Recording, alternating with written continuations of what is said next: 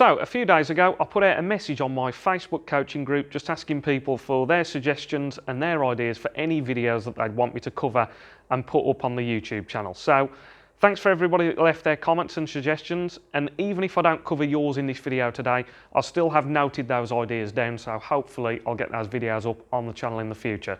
So the one I've picked for this video today is the stun run through shot, and this was requested by Craig O'Brien.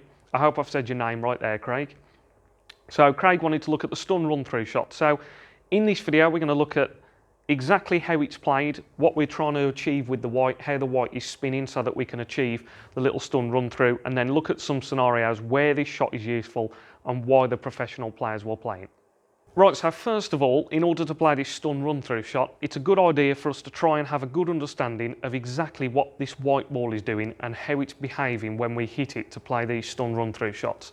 So we've all seen the professionals play these shots on the TV where they hit the shot nice and positively, they can hit the shot hard, but then when the white makes contact with the object ball, it only goes through just a few inches. So let's have a look at how we achieve that with the white then.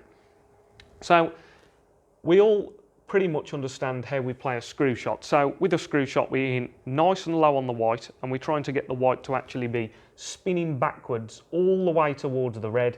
And when it makes contact with the red here in our example, it will actually hit the red and it will screw back very slightly because the white would still be skidding backwards on the spot. Conversely, the other side to that is if we go higher on the white and we play topspin, what's going to happen is the white will actually be skidding again. You've created extra topspin momentum on the white, and then when it hits the red, it'll stop for a second, but then the extra topspin momentum will carry it forward and it'll go forward quite a lot, and that's how we play extra topspin. Now, in the case of the stun run through, we only want the white to travel through just a couple of inches. So how do we achieve that then? So what we're going to do with the white this time is if we were to hit right in the middle of the white, and then we go just a fraction higher up from there, just a little touch, so you can see where I'm aiming there on the white. We've only gone just a tiny bit higher. What's going to happen is you're going to make the white skid very slightly along the cloth on the way towards the red. So it hasn't got much extra topspin momentum on it. It's actually sliding towards the red instead of having extra topspin. And then when it hits the red, that skid effect will just be running out just before it hits the red. It'll make contact with the red and just have a couple of extra rolls, and that's how you make it play that stun run through.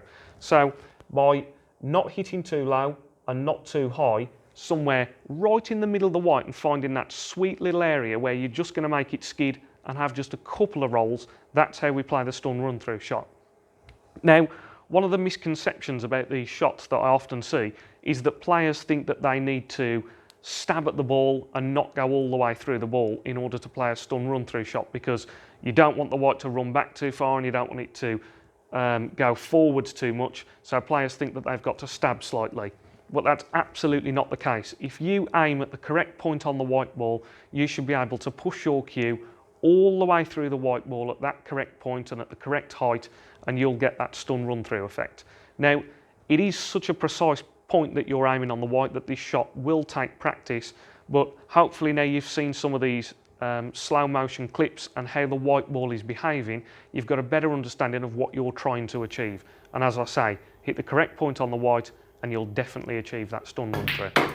Right, so hopefully now you've got a better understanding of exactly how the spin is working on the white ball and how we control these stun run through shots.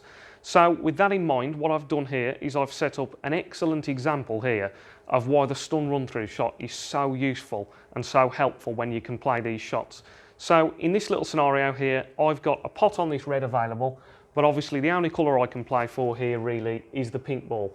The black is tied up by this red here, the blue is on the side cushion over there.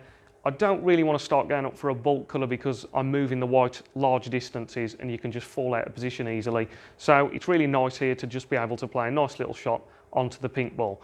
Now, the problems I've got is if I play this shot and I was just to play it as a normal stun shot and I pot this red, I'm going to leave my white a little bit too high on the pink there like that. Then the other problem I've got is if I just played to just drop the red in and play it normal pace, so if I would play it with just topspin and try and roll this red in, the problem is in order for this red to actually reach the pocket, the white's going to go a little bit too far and I'll be a bit too low on the pink then. So this is where it's really useful to be able to play a stun run through shot. So if we just have a look at first at the problems. So if I was to play this as a normal stun,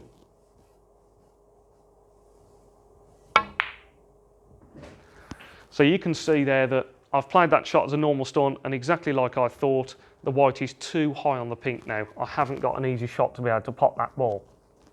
If I try and just roll this shot in, so let's have a look at that. So just gently trying to roll it in for the pink. And you can see there that was the exact problem that we had, that we did pop the red, but the white has now just run on too far, and I've left it far too low on the pink in order to have an easy shot there. So this is where it's so useful to be able to play that stun run through. By playing a nice controlled stun run through, I should be able to leave myself a nice shot on that pink into the opposite corner. So let's have a look at this.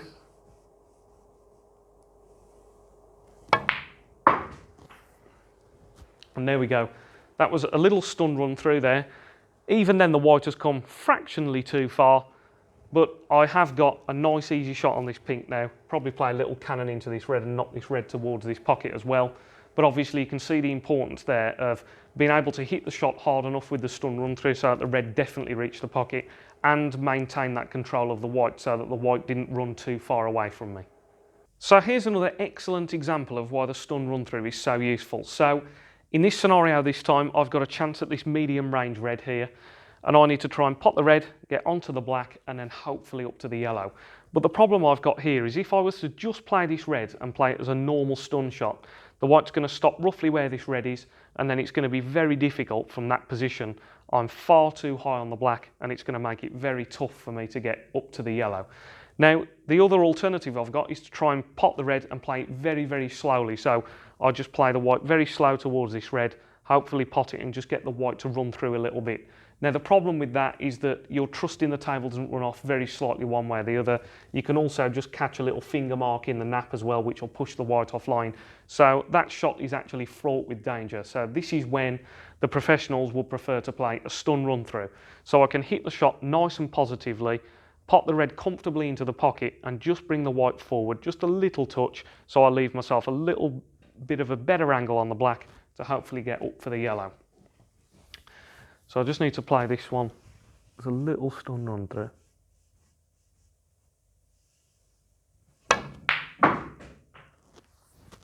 So you can see that I managed to pop the red, and by coming forward just that little tiny bit, I've now left myself the natural angle to just bounce off this cushion and come up perfectly for the yellow. So again, that's a situation where the professionals are always looking to play that stun run through shot. They can play a nice positive shot, take any variables out in the table out of the equation, and just trust that if they cue straight, they should get the pot and get the position. So once again, thanks to Craig O'Brien for the suggestion for this video. Hopefully now you've got a better understanding of exactly how the white ball is behaving and how to control the spin on the white when we're playing these stun run through shots. We also saw a couple of examples there as to why the professionals would prefer to play the stun run through instead of just a normal stun shot, or instead of a gentle roll through shot. So as always, if you did enjoy this video, please give the video a like. If you want to see more instructional tutorials just like this one, then please subscribe to the channel.